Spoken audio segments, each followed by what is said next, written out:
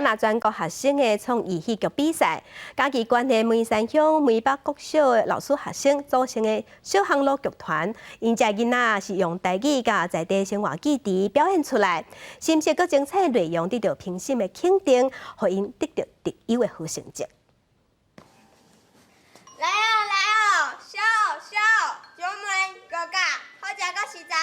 梅北国小的学生囡仔用在地生活记忆做戏文，毋但绍介家己的故乡，阁摕到全国学生创意戏剧比赛特优的好成绩。这个文山街啊，较早是出入市区到山顶做买卖所在。小朋友从头到尾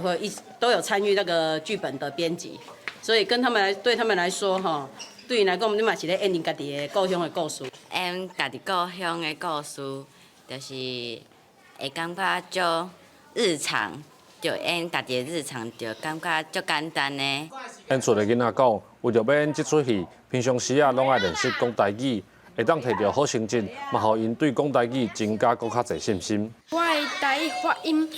是已经是真唔好，所以我阿嬷就一直教我讲台语。来比赛的时阵，迄7位评审拢同人拍扑啊，我拢感觉这故乡的这个滋味会使呾送出去，发射出去，大家拢感觉足荣幸的，囡仔嘛拢足痛的。表演的时候会足紧张的，今嘛